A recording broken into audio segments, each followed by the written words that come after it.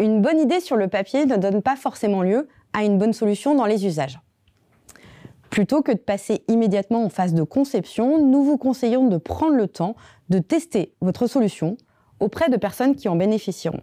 L'idée, éviter les erreurs de conception coûteuses en termes d'investissement financier et humain. Pour réaliser un test, vous devez formuler des hypothèses. Les partis pris de conception que vous cherchez à valider, invalider ou à préciser. Ainsi, vous pourrez constater les usages de votre solution, comment elle est comprise et appréhendée au regard des besoins que vous avez identifiés, ses apports, les aspects qui fonctionnent bien, les arguments pour la défendre auprès des partenaires, et ses limites, ce qui ne fonctionne pas suffisamment, ce qu'il faut ajuster ou retirer. Pour réaliser votre test, commencez par matérialiser votre solution en lui donnant une forme et ainsi en faire un objet concret et appropriable par ses futurs utilisateurs. Dans votre situation, ces utilisateurs sont les patients, leur entourage, leurs aidants, mais aussi les professionnels qui interviennent auprès d'eux.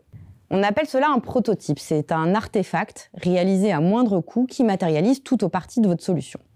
Sa vocation est d'être testé en situation pour le mettre à l'épreuve des usages et éliminer les incertitudes liées à la phase de conception.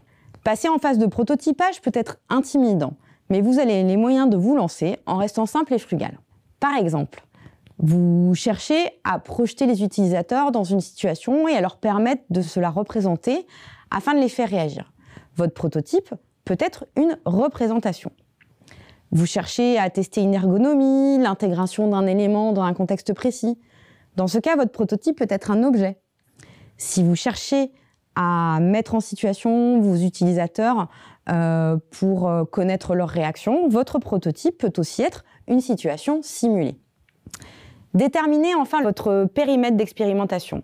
Qui sont vos parties prenantes, c'est-à-dire les personnes qui feront les retours les plus pertinents, celles qui doivent simplement être informées. L'environnement, le lieu que vous avez choisi et les horaires sont-ils les plus adéquats pour se projeter dans l'usage envisagé? Vous allez récolter une matière riche. Le meilleur conseil que l'on peut vous donner à ce stade est de prendre le temps de la consigner et de l'organiser à chaud. Vous pourrez par exemple la trier en 5 catégories au fur et à mesure. La catégorie du oui, ce qui a marché, ce que vous validez. Le oui mais, ce qui marche mais qui nécessite d'être amélioré. Le non mais, ce qui ne marche pas mais qui nécessite un peu de retravail pour être fonctionnel. Le non, ce qui ira à la poubelle, la mauvaise idée. Et enfin, la catégorie et en plus, ce à quoi vous n'aviez pas pensé mais qui s'est révélé pendant le test. À la fin de votre test, vous serez ainsi prêt pour une synthèse à froid qui vous permettra de re-questionner l'idée au regard des enseignements issus des tests et de formaliser votre solution. Pour cette dernière étape, nous vous proposons de nombreuses ressources dans la boîte à outils Innovation collaborative de l'ANAP.